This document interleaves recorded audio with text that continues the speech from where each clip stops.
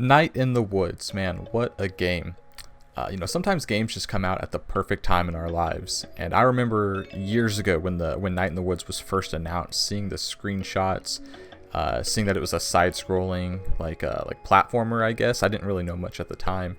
It really looked like a game that I wanted to play. I love that indie shit. I love it so much.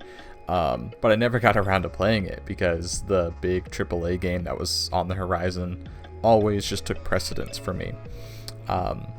I love both, but time constraints. I'm gonna go towards the bigger AAA game typically, and I'll get the indie games when I have time. But I would see the game all over the place, right? When it eventually came to PlayStation and Nintendo Switch and PC, Epic. It was even on Epic for a while, the Epic Game Store. Every time it got released for a new platform, they showed a new trailer for it, or they showed off new screenshots, or there was a news story about it in the gaming industry. And every time I watched it, and every time I was like, man, I'm going to get to that game eventually. This looks like my jam. But it took until the holiday 2020, so a couple months ago, when it was on the Epic Game Store as like a free game. And I kind of feel bad about that because I want to pay, I want to support the indie developers, but I'm also broke.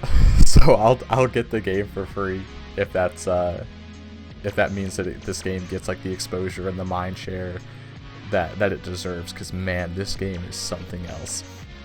To give some background on the game, you play as May, who is a cat.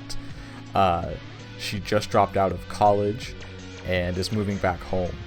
She left college for a pretty important reason, but in the early stages of the game, she doesn't really feel comfortable telling anybody why she left, which is understandable. We all like to divulge that information in our own time and in our own way. You really want to control how you deliver that message, I guess.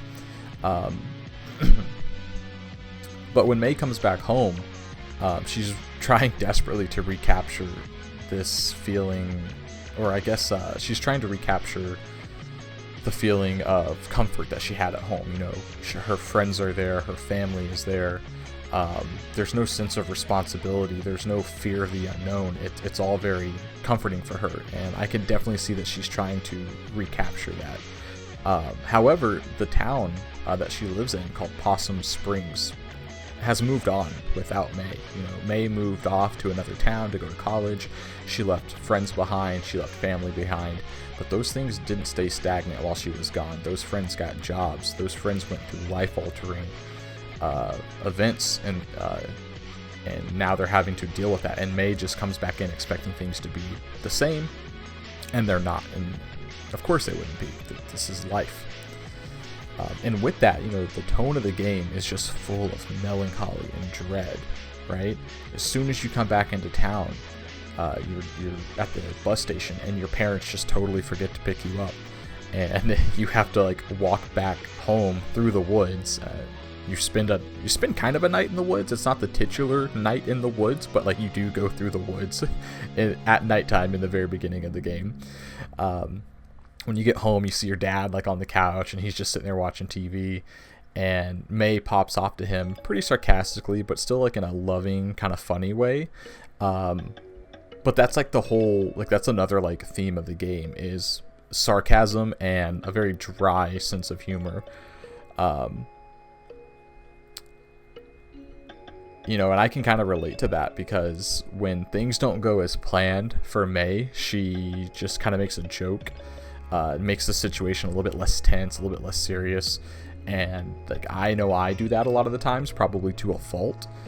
Something will be going on at work or in my personal life, and I just have this insatiable urge to just okay, make the situation less tense, make the situation a little bit less serious by making a joke. And God, that has gotten me in trouble a few times, let me say. Oh man.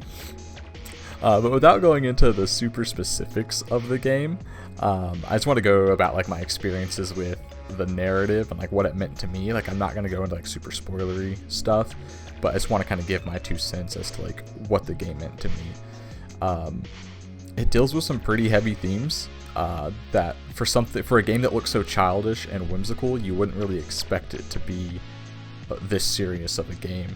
It deals with like themes of being forgotten, feeling lost and aimless. It deals with mental instability. Mei says some pretty dumb stuff throughout the entirety of the game, and the game doesn't really give you an option. Like, there's dialogue options, but like, say you have 3 choices, all 3 are pretty shitty, and you just have to grit your teeth and pick the best one that you think for that situation would be. And they're not good, and it puts you in some pretty undesirable conversations with some close friends or close family. But that's kind of the theme of the game, is bad stuff happens, and sometimes you say the wrong thing, and so like, how do you make up for that? And with that feeling of dread and melancholy and just everything compounded, like I said earlier, this game really hit me at the perfect time in terms of feeling dreadful and feeling melancholy. I found out that I wasn't going to be able to go to school for like the next year or so because of just some circumstances that happened.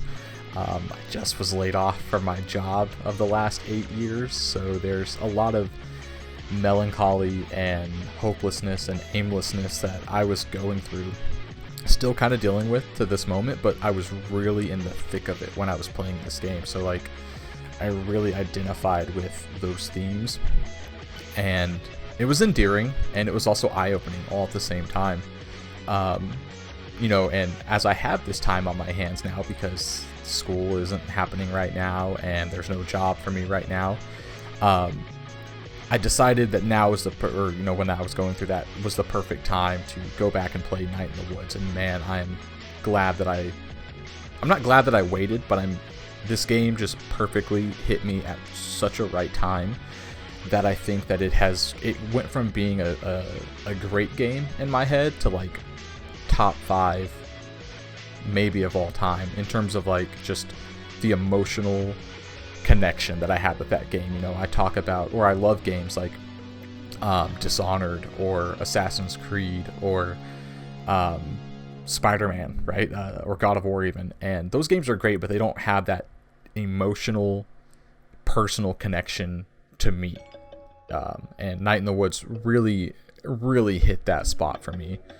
Kind of going back to the story and Mei herself, Mei wants everyone to love her.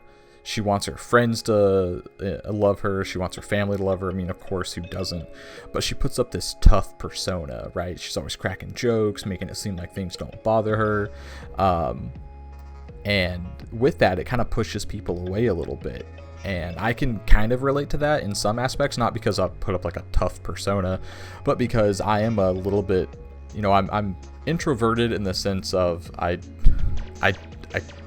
want to, I need to like recharge like my batteries. And I'm also like, my job that I had for 8 years, it was in sales, and I was having to talk to people all day, and my coworkers, I was always talking to them, and I was very extroverted and a social butterfly at work, always cracking jokes and posing funny questions to people and just like having a general good time, right? And then at the end of the day, I was just so drained that I just don't want to talk. I don't want to socialize with anyone. So I get that feeling that Mei has of pushing people away, but involuntarily. I could totally relate to that. Like I said earlier, dialogue in this game is tough. There was one time specifically, speaking of like pushing people away, Mei was talking to one of her friends named Beatrice, and Beatrice runs her family's shop. I don't really remember what they do. I think they sell jewelry or something. But Beatrice's mom had passed away, and her dad has subsequently become an alcoholic, and now Beatrice is running the shop. So when Mei comes back to town and Beatrice is not able to hang out all the time, her attitude has kind of changed because, of course, why wouldn't it? Your mom passed away, your dad's an alcoholic, and he's left the family business to be run by you, and you're like 22. That's a lot of responsibility. And Mei pretty much says, why don't you just stop? Why don't you stop running the family business? Go do what you want to do. And Beatrice is like, not everybody can just run away from their problems. Not everybody can just pack up and leave and forget their responsibilities. And May says some stuff that's even worse than like, forget your dad, forget your mom, forget your family business, forget this town. It's pretty bad. And again, the game forces you into these situations, and you just have to pick one.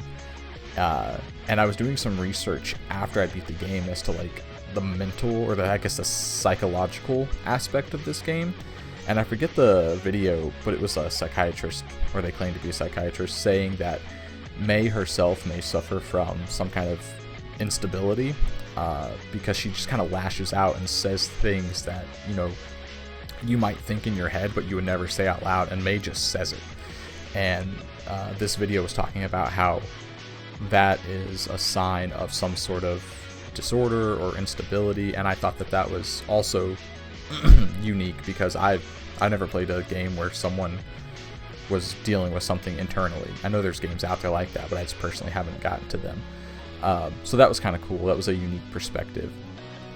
Speaking of May going through some stuff, there's parts in the game where she starts having these weird dreams, and she thinks she's talking to like literal God, and in her dreams God is a jerk and just claims that he's indifferent to the livelihood of the universe, and like the people that live in the universe don't matter to him or to it.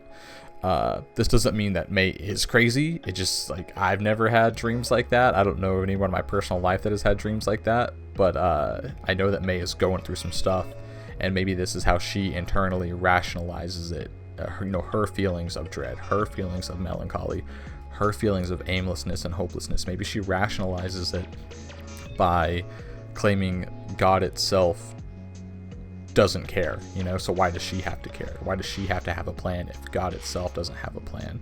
And I thought that was also really interesting. Again, I'm not going to go into like super details, because the story does go off the rails at one point in a kind of a weird way, and that was like kind of a slight dip in my overall experience. But one thing I do want to talk about in this game is the music.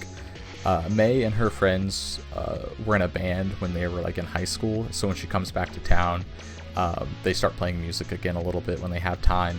And the first song you unlocked is called Die Anywhere Else, which is an absolute banger.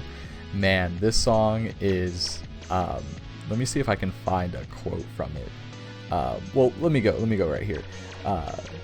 It says that, or it doesn't say this, but the song, again, like it kind of mirrors the themes of the game. It's all about melancholy, it's dread, but it's got like an upbeat tune to it, so it's really unique in that perspective.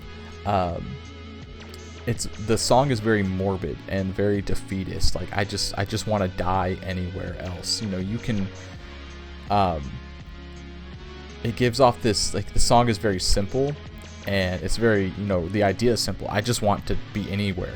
I just want to die anywhere else. Of all the things you could ask for and hope for and dream for, they have this song about I just want to be somewhere else. I just want to die somewhere else. Like I said, very morbid, very defeatist. One of the lines in the song says, "And if they hear my name, will they know I walked alone around these dusty streets, my tired old home? And will they ever stop to think what was here before? No, they won't remember that I'm gone." Man, if that isn't a depressing ass song, I don't know what is. And again, it just, when I was playing this game, I was going through like feelings of being alone, just because of like work and school and everything. And so it really struck a chord with me, no pun intended, that like I just identified with so much that was going into the lyrics and into the theme of this song and of this game. One last thing, I'm going to kind of switch gears here, because I've given nothing but high praise to this game overall.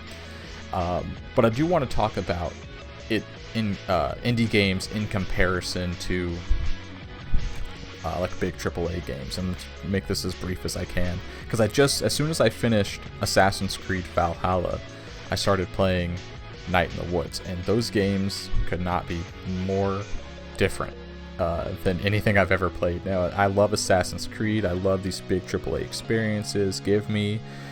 The Division 2 all day. Give me Spider-Man, God of War. Give me all that stuff. But what indie games do that a lot of games don't really like broach that subject is these themes of mental anguish, these themes of feeling alone. A lot of times games like Assassin's Creed have to play it safe and appeal to a larger audience. And I love that in indie games they don't really have to play by those rules. There's not an outline that they have to fit within. They can kind of just say what they want, do what they want. The art is all hand drawn. The music, you can tell, was crafted by artists. And not to say that the people that work on an Assassin's Creed game aren't artists, but there's different types of art, and you might identify with more or with different types of art. And I love that these two games can coexist in the game industry and be so polar opposite, but still appeal to different people or even the same person, right? Like me, I love both games for two totally different reasons. I kind of think of it as like the Marvel movies, right? Like Assassin's Creed would be like the Marvel movies. There's so many of them. They're great. There's some dips in the story here and there. But they are popcorn movies, right? You turn your brain off, you go in there, and you just enjoy the movie for what it is. And then you have Night in the Woods, which is more of like your black and white indie film at the Sundance Festival, that it tells about the mental anguish of a woman or something like that.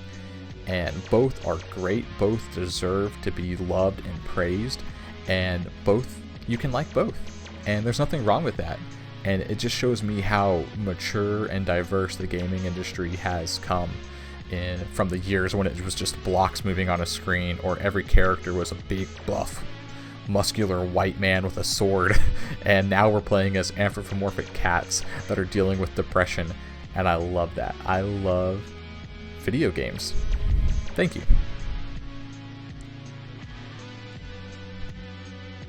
I'll have a link down in the description that will take you to my website that's got a more organized version of this video. It'll be in written format though. And like I said, I appreciate you for watching and sticking through my rambling, almost 15-20 minutes worth of rambling of a game that I just absolutely adore. I cannot say that enough. I adore Night in the Woods, and you should play it. It's only about 10 to 12 hours long, so sit down on the weekend, give it a shot. And we'll see you next time. Thanks again.